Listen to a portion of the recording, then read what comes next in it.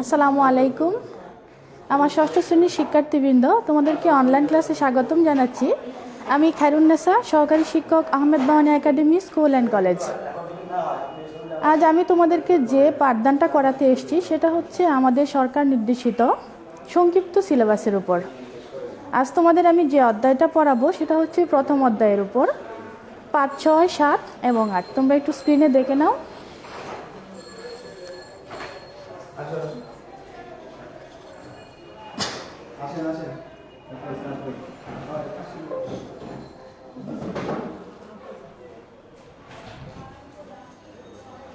আজকের শিকন ফলটা একটু দেখে নাও। প্রথম নাম্বার হচ্ছে রিসালাতের ধারণা ও প্রয়োজনীয়তা ব্যাখ্যা করতে পারবো। 2 নাম্বার হচ্ছে আখিরাতের ধারণা, বিশ্বাস ও এর পর্যায়সমূহ ব্যাখ্যা করতে পারবো। 3য় পর্যায় হচ্ছে নৈতিকতা উন্নয়নে আকাইদের গুরুত্ব বিশ্লেষণ করতে পারবো। এবার চলো মূল আলোচনায় ফিরে যাই। প্রথমে দেখো এসছে রিসালাত। আমরা জানি রিসালাত শব্দটি একটি আরবি শব্দ। এর অর্থ হচ্ছে বার্তা, খবর, চিঠি বা সংবাদ বহন। রাসূলগণ যে কর্তব্য ও দায়িত্ব পালন করেন তাকে বলা হয় রিসালাত। অর্থাৎ নবী রাসূলগণ যে কাজটা করেন, যেই কাজটা পালন করে থাকেন মহান আল্লাহ তাআলার পক্ষ থেকে, সেটাকেই বলা হচ্ছে রিসালাত। মহান আল্লাহ তাআলা নবী রাসূলগণকে অনেক রকমের দায়িত্ব দিয়ে প্রেরণ করেছেন। সেই দায়িত্বগুলোর মধ্যে প্রথমেই আমরা যেটা জানি সেটা হচ্ছে লা ইলাহা ইল্লাল্লাহ, অর্থাৎ কি কালিমায়ে তাইবা, মানুষকে আল্লাহর দিকে আহ্বান করা। দ্বিতীয় হচ্ছে সত্য দিন প্রচার করা, সত্য ও ন্যায়ের পথে চলা, অর্থাৎ কি সত্য পথে কীভাবে চলতে হয় সেই পথে শিক্ষা নবী রাসূলগণ দিয়ে থাকেন। তারপর হচ্ছে আমাদের নিকট মহান আল্লাহ তাআলার বাণী পৌঁছে দেন তারা। রাসূলগণের এই সকল সমস্ত দায়িত্বকেই বলা হচ্ছে রিসালাত। আর রিসালাতের স্থানটা কোথায় যদি বলা হয়, রিসালাতের স্থান কোন পর্যায়ে সেটা আমরা জানি। ইসলামী আকীদায় বলা হয় তাওহীদের পরই হচ্ছে রিসালাতের স্থান। এক্ষেত্রে নবুয়াত এবং রিসালাত দুইটিই কি সমার্থক শব্দ, কেননা নবুয়াত না পেলে মহান আল্লাহ তাআলা দায়িত্বভার অর্পণ করতে পারেন না। যখনই একজন লোক বা নবী নবুয়াত প্রাপ্ত হন তখনই তার নিকট মহান আল্লাহ তাআলার কাজগুলি চলে আসে। তাই এক্ষেত্রে বোঝা যায় নবুয়াত এবং রিসালাত প্রায় সমার্থক। এবার আসো আমরা দেখি নবী এবং রাসূলগণের পরিচয়, অর্থাৎ এদের পরিচয়টা একটু ভিন্ন ভিন্ন। ওনারা নবী এবং রাসূল, কিছুটা তফাৎ রয়েছে, সেটা আমরা এবার দেখছি। নবী রাসূলগণ হলেন মহান আল্লাহ তাআলার প্রেরিত পুরুষ বা মনোনীত বান্দা। আমরা জানি নবী এবং রাসূলগণ তারা কিন্তু কোনো মহিলা প্রেরিত হননি, সকলেই কি ছিলেন? পুরুষ ছিলেন। কেননা নবুয়াত, ইমামত, রিসালাত এগুলো মহিলাদের জন্য নয়, সব কিছুই কি পুরুষদের জন্য। নবুয়াত এবং রিসালাতের দায়িত্ব পালনের জন্য মহান আল্লাহ তাআলা নবী রাসূলদেরকেই কি করেছেন? নির্বাচিত করেছেন। যিনি নবুয়াতের দায়িত্ব পালন করেন তিনি হলেন নবী, আর রিসালাতের দায়িত্ব পালনকারীকে বলা হয় রাসূল। আমরা নর্মালি অনেক সময় ক্লাসে পড়ে থাকি নবী এবং রাসূল দুইজন এক নয়। কীরকম নয়? যিনি নবী তিনি কি নন? রাসূল নন। আবার যিনি রাসূল তিনি কিন্তু নবীও। রাসূলগণ কিতাবপ্রাপ্ত হয়েছেন, নবীগণ কি হননি? কিতাবপ্রাপ্ত হননি। রাসূলগণ তাদের উপর নির্ধারিত কিতাবের ধারাবাহিকতা বজায় রেখে মহান আল্লাহ তাআলার বাণী তত্ত্ব মানুষের নিকট পৌঁছে দিয়েছেন। আর নবীগণ ওনার পূর্বের যে নবী ছিলেন উনি যেই শরীয়ত প্রচার করেছেন সেই শরীয়তটাই কি করতেন? প্রচার করতেন। নবী রাসূলগণ মহান আল্লাহ তাআলার বান্দা এবং প্রেরিত পুরুষ। তারা কেউ আল্লাহ তাআলার অংশ বা আল্লাহ তাআলার পুত্র ছিলেন না। আমরা জানি কুল হুয়াল্লাহু আহাদ, আল্লাহ তাআলা কি? এক এবং অদ্বিতীয়, তার কোনো কি নেই? শরীক নেই। তিনি কাউকে জন্ম দেননি, তার থেকেও কেউ জন্মগ্রহণ করেননি। সেই ক্ষেত্রে কি নবী রাসূলগণকে অনেকেই মনে করেন যেহেতু আল্লাহ তাআলার প্রিয় অংশ বা জিনিস, তাহলে হয়তো বা আল্লাহ তাআলার কোনো পুত্র, এরকম মনে করতে পারেন। কিন্তু এরা কি ছিলেন না? মহান আল্লাহ তাআলার কোনো অংশ বা পুত্র ছিলেন না, বরং মানুষের মধ্য থেকে আল্লাহ পাক তাদের নির্বাচন করেছেন। তারা বিশেষ সম্মান ও মর্যাদার অধিকারী। তারা মাসুম বা নিষ্পাপ ছিলেন, বাচ্চাদের মতো মাসুম এবং নিষ্পাপ ছিলেন। তারা সর্বদা ন্যাক ও ভালো কাজ করতেন, অর্থাৎ কি সবসময় সত্য পথে চলতেন, ভালো কাজ করতেন।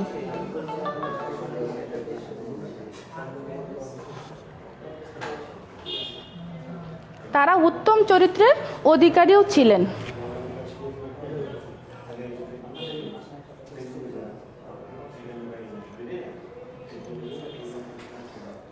এবার দেখো, নবী রাসূলগণ মানুষের নিকট আল্লাহ তাআলার পরিচয় তুলে ধরেছেন।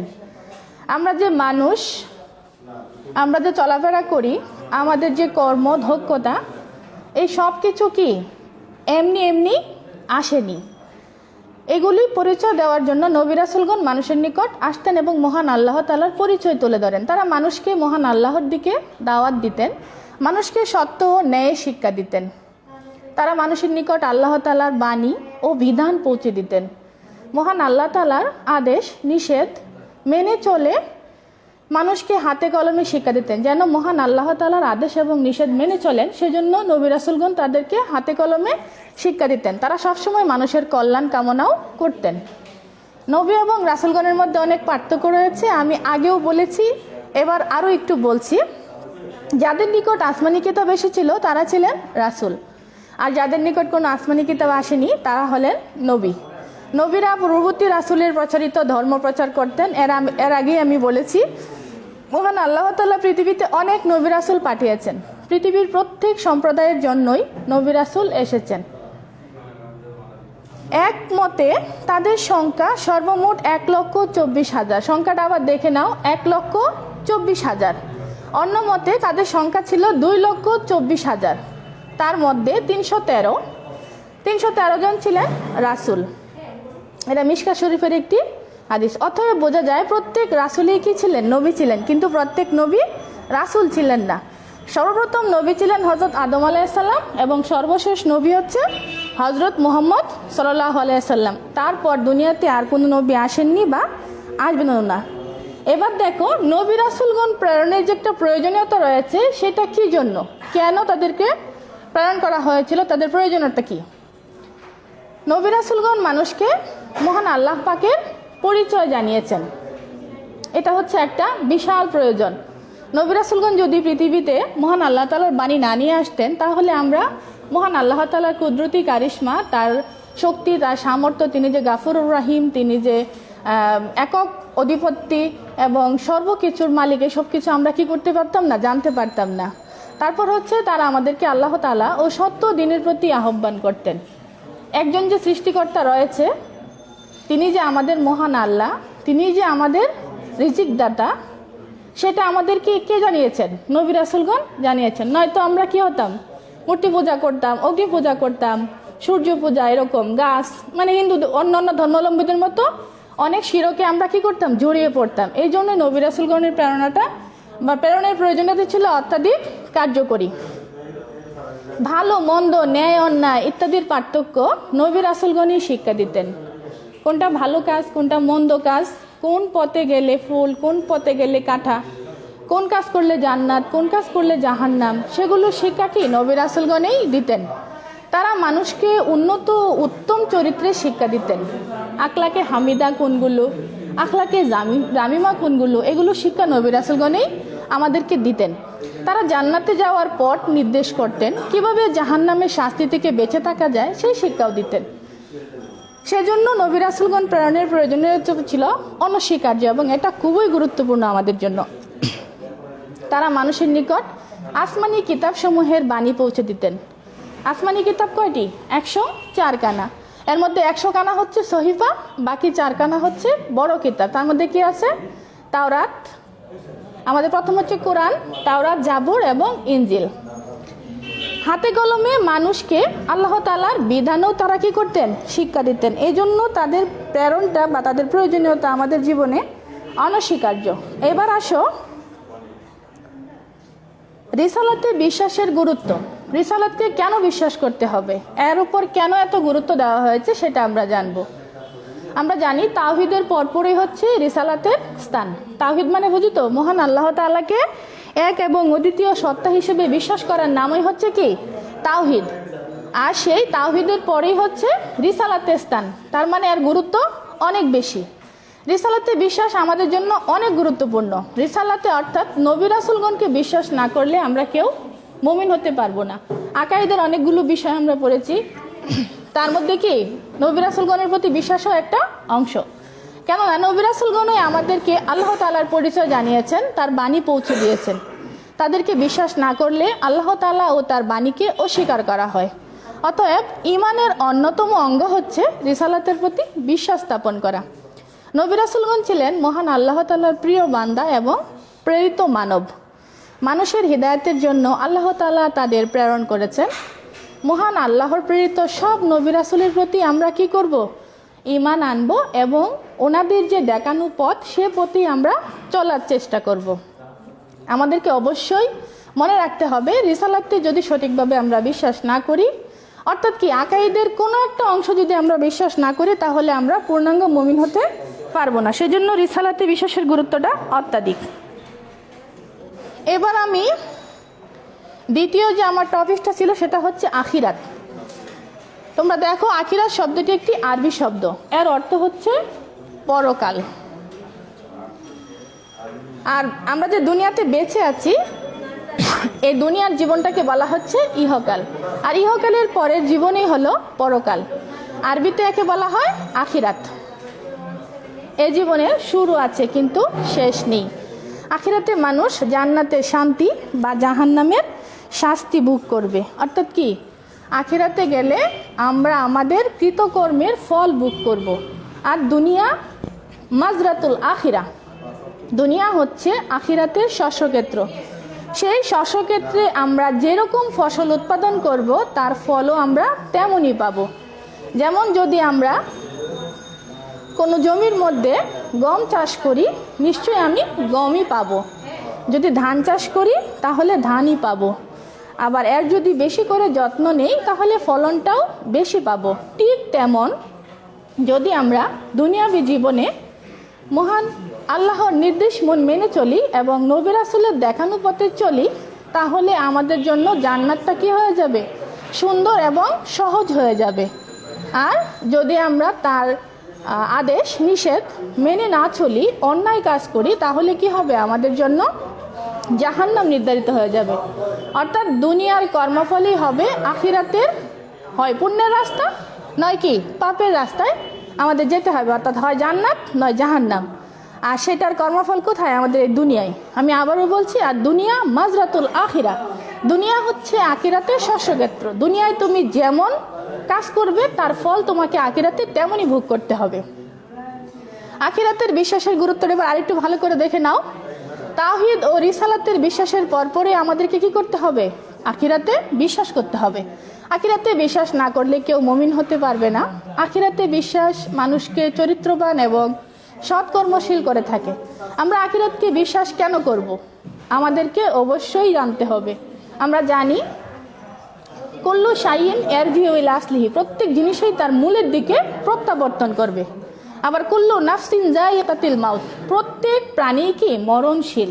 যখন এই মরণশীল শব্দটা আমাদের মাথায় চলে আসে এবং আমাদেরকে মরে যেতে হবে, আমরা ক্ষণস্থায়ী, তখনই আমরা ভাবি যে এই দুনিয়া স্বল্প সময়ে আমরা কোনো অন্যায় কাজ করতে পারবো না। যদি করি তার ফলাফল আমরা আখিরাতে কি হবে? জাহান্নাম নির্ধারিত হয়ে যাবে। সেই ভয় থেকেই মানুষ কি অসৎ কাজ এবং অপকর্ম থেকে বিরত থাকে। তার জন্য সে কি হয়? চরিত্রবান হয়ে ওঠে এবং সৎকর্মশীল হয়ে ওঠে। কেননা যে ব্যক্তি আখিরাত বিশ্বাস করে সে জানে দুনিয়ার কাজের প্রতিদানের বিনিময়ে সে কী পাবে? জান্নাতটা পাবে। আর দুনিয়ার কাজের যে হিসাব তাকে সেই আখিরাতেই দিতে হবে। তাই সে ব্যক্তি ভালো কাজ করবে ওই আখিরাতের ভয়ে এবং সে পুরস্কার লাভ করবে। তবে তার স্থান হবে চিরস্থায়ীর জান্নাত। অর্থাৎ সে যদি মহান আল্লাহ তাআলার দেখানো পথ এবং নবী রাসূলগণের নির্দেশিত পন্থায় চলে, তার স্থানটা কোথায় হবে? জান্নাতে। আর যে দুনিয়াতে পাপ এবং অন্যায় কাজ করবে সে আখিরাতে শাস্তি ভোগ করবে, সে জাহান্নামের আগুনে পুড়ে দগ্ধ হবে। সুতরাং আখিরাতে বিশ্বাস করলে মানুষ ভালো কাজ করতে উৎসাহিত হয়, মন্দ কাজ করা থেকে কি হয়? বিরত থাকে। এভাবে আখিরাতে বিশ্বাস মানুষকে কল্যাণের পথেই পরিচালিত করে। বলা হয়ে থাকে দুনিয়া হলো আখিরাতের শস্যক্ষেত্র। আমি আগেই বলেছি, আর দুনিয়া মাজরাতুল আখিরা, দুনিয়া আখিরাতের শস্যক্ষেত্র। দুনিয়ায় তুমি যেমন কর্ম করবে আখিরাতে তেমন তোমার কর্মফল ভোগ করতে হবে। এবার দেখো, আখিরাত কি আমরা মরে যাওয়ার পর পরে আখিরাত পেয়ে যাব? অবশ্যই না। এটাকে যাওয়ার জন্য একটা স্টেপ নির্ধারণ করা রয়েছে। আখিরাত বা পরকালের বেশ কয়েকটি পর্যায় রয়েছে। প্রথম পর্যায়টা হচ্ছে কবর। এই কবর জিনিসটা কি? সেটা হচ্ছে ইহকাল এবং পরকালের যে মাঝামাঝি সময়টুকু, সেটাই হচ্ছে কবরের সময়কাল। এই কবরের সময়কালটাকে আলামে বারজাকও বলা হয়ে থাকে। এবার আসো কবর জিনিসটা কি একটু ভালো করে দেখে নিই। পরকালীন জীবনের প্রথম ধাপ বা পর্যায় হচ্ছে কবর। আমরা যখন মরে যাই, মরে যাওয়ার প্রথম যেখানে আমাদের সাক্ষাৎ হয় বা যেখানে আমাদের কর্মের পরীক্ষা শুরু হয়, সেটা হচ্ছে কবর। একে আলমে বারজাকও বলা হয়ে থাকে। অনেক সময় আসে আলমে বারজাক জিনিসটা কি বা এটা বলতে কি বুঝো, আমাদের কি বলতে হবে? এটাকে কবরের জীবন বলা হয়। মানুষের মৃত্যুর সাথে সাথেই এই জীবনটা শুরু হয়ে যায়। অর্থাৎ মানুষ যখন আমাদের মৃত ব্যক্তিদেরকে বা আমাদেরকে যখন আমরা মারা যাব কবরে রেখে আসবে, 40 কদম পার হয়ে যখন চলে আসবে, এরপরেই কি চলে আসে? মুনকার এবং নাকির। আর কাঁধে থাকে দুইজন, তাদের নাম কি? কিরামান কাতিবিন। মুনকার নাকির চলে আসবে। কেন চলে আসবে? কোয়েশন করার জন্য। কি কোয়েশন তো তোমরা জানোই, তোমার রব কে, তোমার ধর্ম কি, হ্যাঁ, তোমার নবীকে। এইখানে কবরে যাওয়ার পর থেকে যে জীবনটা শুরু হবে সেটাই হচ্ছে কবর জীবন। আর এই জীবন থেকে কিয়ামত বা হাসর পর্যন্তই কি চলতে থাকবে? সেই কবর জীবনটাই চলতে থাকবে। মৃত্যুর পর মানুষকে কাফন পরিয়ে কবরে রাখা হয়। এ সময় কবরে দুইজন ফেরেশতা আগমন করে, তাদের নাম মুনকার এবং নাকির। আমি আগেই বলেছি, তারা মৃত ব্যক্তিকে 3টি প্রশ্ন করে।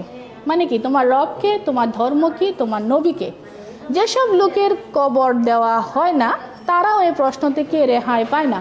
অনেক সময় অন্য ধর্মের লোকেরা বলে থাকে যে আমাদেরকে তো পুড়িয়ে ভস্ম করে ফেলা হয়, তাহলে আমাদেরকে কিভাবে কোয়েশন করা হবে বা আমরা কি এই কোয়েশনের মুখোমুখি হব? হ্যাঁ, কেন না? যখন আজরাইল জান কবজ করতে আসে তখন রুহটা বের করে নিয়ে যায়। আমাদের বোর্ডের কিন্তু কোনো বিচার হয় না, বিচার হয় কিসের? রুহুর উপর। সুতরাং সেই রুহটা সে পুড়ে ফেলুক বা বক্সের মধ্যে করে তাকে বসিয়ে কবর দেওয়া হোক বা সাদা কাফন পরিয়ে মুসলমানদের মতো মাটিতে শুয়ে কবর দেওয়া হোক, বিচারটা শুরু হয় রুহের। সেজন্য এই প্রশ্ন থেকে কেউ রেহাই পাবে না, অর্থাৎ কি কোনো ধর্মের লোকেরাই রেহাই পাবে না। দুনিয়ার জীবনে যারা মহান আল্লাহ তাআলাকে বিশ্বাস করে এবং রাসূলের নির্দেশ মেনে চলে, তারা এই প্রশ্নগুলোর সঠিক উত্তর দিতে পারবে, অন্য কেউ পারবে না। আর প্রশ্নের উত্তর দিলেই কি রেজাল্ট যেমন ভালো হয়, প্রশ্নের উত্তর দিলে চাকরিও হয়, প্রশ্নের উত্তর দিলে মানুষ খুশি হয়, তেমন কবর জীবনের কোয়েশনের আনসার দিলে কি পাওয়া যায়? জান্নাত পাওয়া যাবে।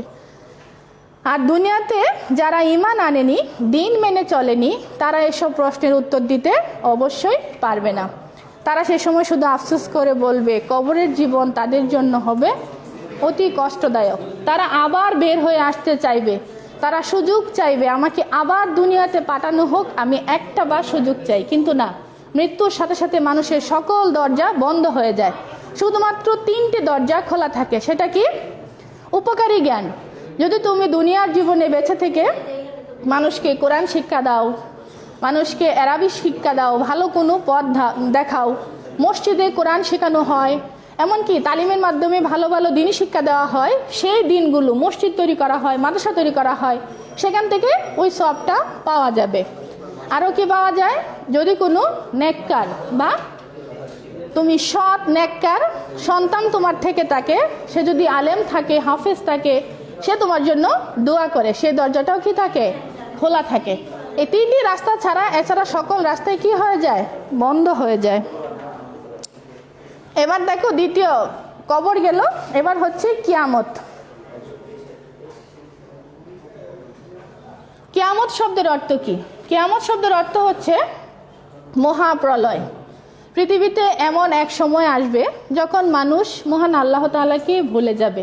কেউ আল্লাহ তাআলাকে কি করবে না? ডাকবে না। এমনকি পশু পাখি পাকপাখালি কেউ মহান আল্লাহ তাআলাকে স্মরণ করবে না। অর্থাৎ কি দুনিয়াতে মহান আল্লাহ তাআলা বা আল্লাহ বলে ডাকার মতো কোনো বস্তু বা কোনো জীব অবশিষ্ট থাকবে না।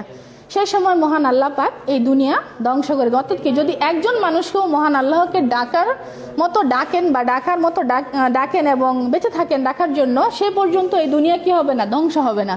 যখন কেউই মহান আল্লাহকে ডাকবে না, সে সময় দুনিয়াটা আল্লাহ তা কি করে দেবেন? ধ্বংস করে দেবেন। তার নির্দেশে হযরত ইসরাফিল আলাইহিস সালাম সিংহায় ফুঁক দিবেন। ফলে মহাপ্রলয় ঘটে যাবে। এ দুনিয়ায় যা কিছু আছে সব ধ্বংস হয়ে যাবে, পাহাড় পর্বত তোলার ন্যায় উঠতে থাকবে, পৃথিবীর নিচে সমুদয় ধন সম্পদ বের হয়ে আসবে, সব কিছু উলট পালট হয়ে যাবে, কোনো প্রাণী বা বস্তু অবশিষ্ট থাকবে না, কেবল মহান আল্লাহ তাআলা থাকবেন, তিনি ব্যতীত আর কেউ বিরাজমান থাকবে না। এ অবস্থাকেই বলা হচ্ছে কিয়ামত বা মহাপ্রলয়। এবার দেখো শেষ পর্যায়ে, সেটা হচ্ছে হাসর। প্রথমে দেখে নাও হাসর শব্দের অর্থ কি। হাসর শব্দের অর্থ হচ্ছে সমাবেশ, ভিড় বা চাপ। কিয়ামতের পর বহুকাল একমাত্র আল্লাহ পাক বিদ্যমান থাকবেন, অর্থাৎ কি কিয়ামত যখন হয়ে যাবে সকল কিছু ধ্বংস হয়ে যাবে, পাহাড় পর্বত নদী নালা সাগর গাছপালা ভূখণ্ডের নিচের যে গুপ্তধন এবং উপরের সম্পদ সব কিছু যখন ধুলার মতো উড়ে যাবে, মহান আল্লাহ পাক কি হয়ে যাবেন, রিল্যাক্সে বসে থাকবেন অনেক বছর একা। মহান আল্লাহ তাআলা শুধু একাই থাকবেন। তারপর আবার কি হবে, তিনি চিন্তা করবেন অনেকদিন পর যে এখন তো সব কিছু সমাধান হলো, এবার কি করা যায়। তারপর হচ্ছে তিনি পুনরায় সমস্ত প্রাণীকে জীবিত করবেন। তার হুকুমে হযরত ইসরাফিল আলাইহিস সালাম দ্বিতীয়বার সিংহায় ফুঁক দিবেন। প্রথমবার ফুঁক দিয়েছিলেন, দিয়ে কি দুনিয়াটা ধ্বংস করে দিয়েছেন। এবার দ্বিতীয়বার ফুঁক দিবেন, ফলে সকল প্রাণী পুনরায় জীবিত হবে। এটা হচ্ছে মহান আল্লাহ তাআলার শক্তি।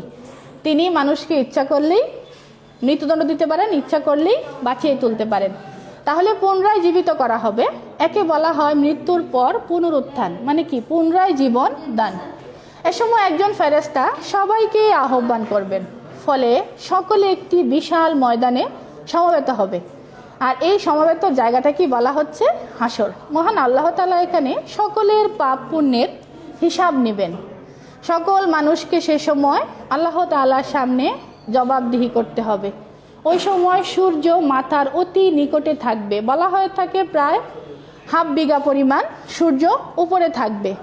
এমনভাবে সূর্যের তাপ মানুষের গায়ে লাগবে যে তাপের কারণে প্রচণ্ড ঘাম হবে। সেই ঘাম মানুষের শরীরে অনেক উপরে উঠে যাবে, এমনকি নদীর চাইতে আরও বেশি কিছু মতো পানির ঢেউ চলে আসবে। তবে হ্যাঁ, ওই ঘামের পর্যায়টারও একটা সিস্টেম রয়েছে, সেটা কি যার জির পাপ এবং পুণ্য অনুযায়ী সেই ঘামটা হবে। যদি কারো পাপ বেশি হয় তাহলে তার ঘাম কি হবে, গোড়ালি অবধি হবে, হাঁটু অবধি হবে, অর্থাৎ পাপের শাস্তি অনুযায়ী সেই ঘামটা কি মানুষের নাক বরাবর অবধি উঠে যাবে। সেদিন সেই পানিতে মানুষ সাঁতার কাটতে থাকবে। মহান আল্লাহ রাব্বুল আলামিনের আরশের ছায়া ব্যতীত আর কোনো ছায়া সেদিন উপস্থিত থাকবে না বা কোনো আশ্রয়স্থলও থাকবে না। ইমানদার পুণ্যবানগণ সেদিন আরশের ছায়াতলে আশ্রয় লাভ করবেন। তাদের ডান হাতে আমলনামা দেওয়া হবে। আমলনামায় দুনিয়ার জীবনের সকলের পাপ পুণ্যের হিসাব লেখা থাকবে। পাপীরা বাম হাতে আমলনামা পাবে। এরপর মহান আল্লাহ পাকের মহাবিচার শুরু করবে। এই যে আমরা নামাজ সঠিক মতো বা ঠিক মতো পড়ছি না, বলছি যে নামাজ অনেক রকমের অজুহাত দেখাচ্ছি নামাজ পড়ার জন্য, এই সময় নেই, ওঠা নেই, এই কাজে ছিলাম, ওই স্যারের সামনে ছিলাম, এই জন্য পড়তে পারিনি। কিন্তু না, মহান আল্লাহ পাক কি বলেছেন যে নামাজটা কি মেরাজ স্বরূপ, এটা একটা চাবি। ওই চাবি যদি আমাদের না হয় আমরা কখনোই কি করতে পারবো না, বেহেশতের দরজাটা খোলা পাবো না বা খুলতে পারবো না। সেজন্য নামাজ অবশ্যই আমাদেরকে সঠিকভাবে পড়তে হবে। নবী করিম সাল্লাল্লাহু আলাইহি ওয়াসাল্লামকে প্রশ্ন করা হয়েছিল, আপনি এত এত উম্মতের মধ্যে আপনার উম্মতগুলো কিভাবে চিনে নেবেন? উনি বলেছিলেন, যদি 1000 কালো ঘোড়া বা উট থাকে, সেখানে যদি একটা সাদা ঘোড়া থাকে, তাহলে কি তোমার চিনতে কোনো অসুবিধা হবে? তখন সাহাবা কেরাম বলেছিল যে না হুজুর, চিনতে কোনো অসুবিধা হবে না। তদ্রূপ আমার যে বান্দাগণ, যারা আমার অনুসারী, যারা 5 ওয়াক্ত নামাজ পড়েছে, রোজা রেখেছে, আমার সকল নির্দেশিত বিধিবিধান মেনে চলেছে, মহান আল্লাহ তাআলার পক্ষ থেকে যেগুলো আমি তাদেরকে দিয়ে এসেছিলাম, তাদের হাত পা মুখ এগুলো কি ঝলঝল করতে থাকবে। অর্থাৎ কি, যেই অংশটুকু আমরা অজু করেছি, অজুর যে 4 ফরজ রয়েছে তার মধ্যে হাত রয়েছে, মুখ রয়েছে, পা রয়েছে, এই জায়গাগুলো কি থাকবে ধপধপ করে নূরের মতো আলো চড়াবে। সেগুলো দেখেই আমি আমার বান্দাদেরকে কি করব, চিনে নেব। তাহলে আমাদেরকে অবশ্যই, যদি শেষ জীবনটা ভালোভাবে কাটাতে চাই, তাহলে আমাকে অবশ্যই এসব দিকে ভালো নজর রাখতে হবে। নামাজ, রোজা, হজ, যাকাত, নিজস্ব পর্দা সব কিছু কী করতে হবে, বজায় রাখতে হবে, কেননা এই দুনিয়াটা হচ্ছে ক্ষণিকের জন্য, আর চিরস্থায়ীটাই হচ্ছে কি আমাদের মৃত্যুর পর সে জায়গার কোনো কি নাই, উত্থানও নেই পথানও নেই, সেই পথ নিয়েই থাকতে হবে আমাদের। তার জন্য যদি আমরা জান্নাতটা পেয়ে যাই আলহামদুলিল্লাহ, তার জন্য আমরা আশা করি সবাই সঠিকভাবেই দ্বীনি শিক্ষা লাভ করে মহান আল্লাহ তাআলা নির্দেশিত এবং দেওয়া পথেই চলব।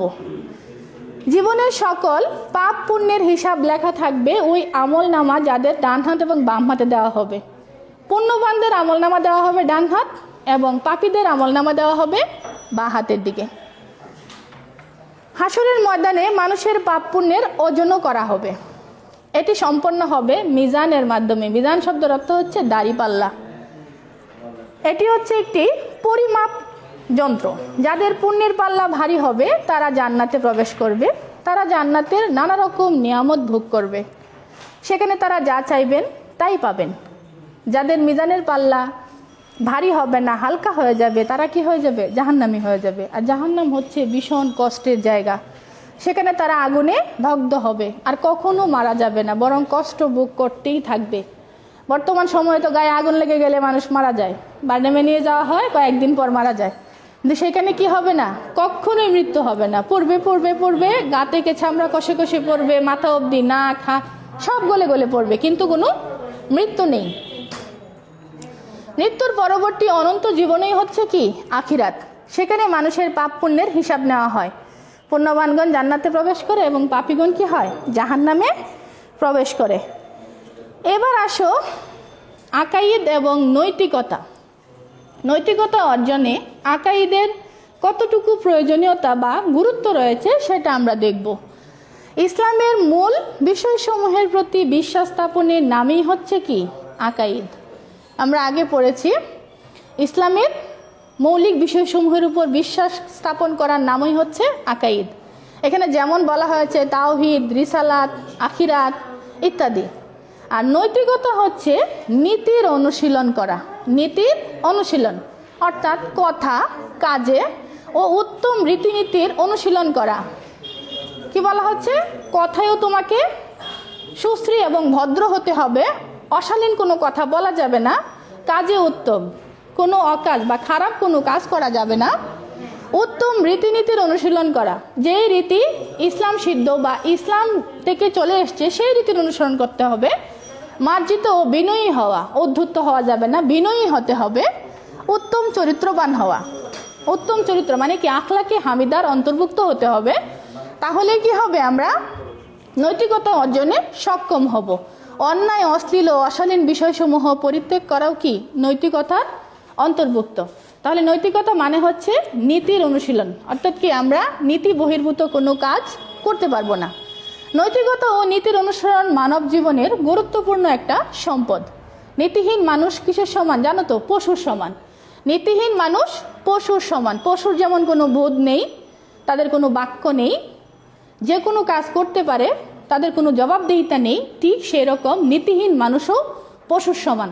তাদের কোনো লাজ লজ্জা ভয় ঘৃণা কোনো কিছুই নেই। কে কি দেখলো না দেখলো ডোন্ট ওয়ারি, তারা কোনো কিছুই উদ্বিগ্ন না, কোনো কিছু নিয়ে তারা ভাবে না।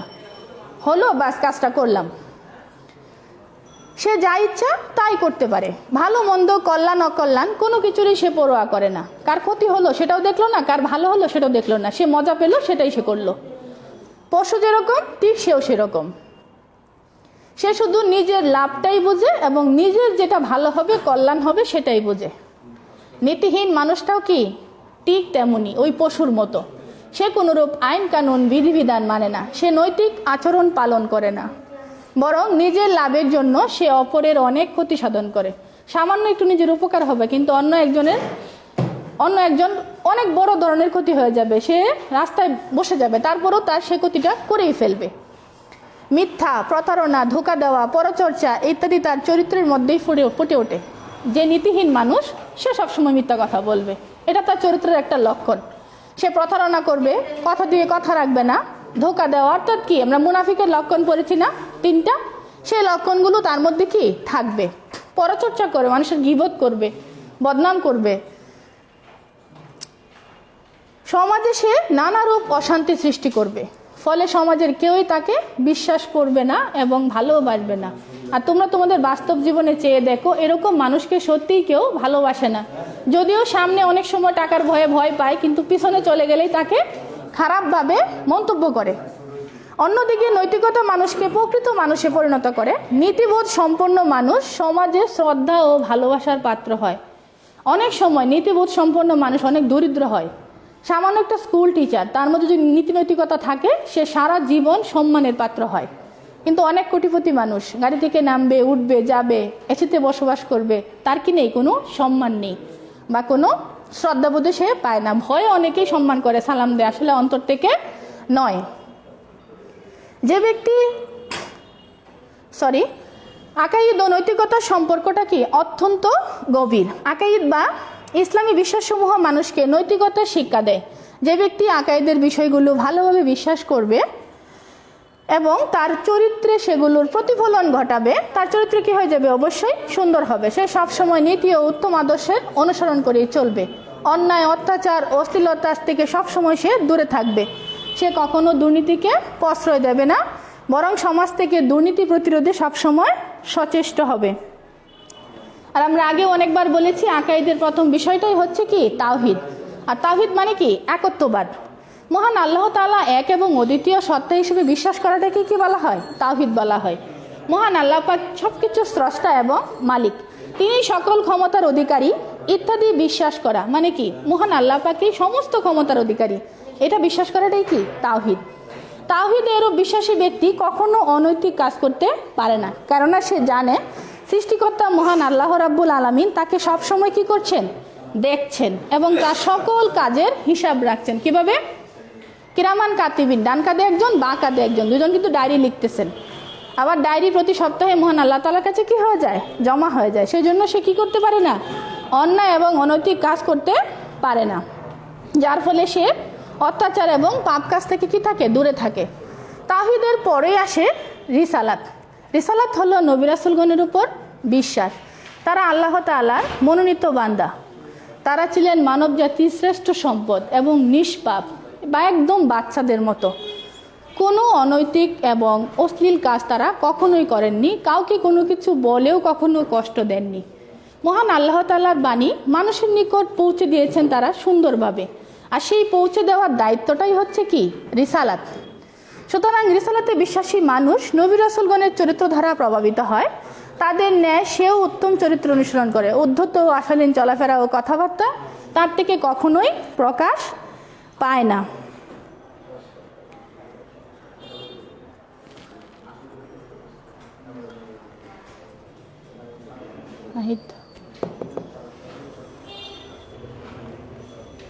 তাই আমরা যদি নৈতিকতা অনুসরণ করে চলি, তাহলে আমরা অবশ্যই সফলকাম হব এবং জান্নাত লাভ করব।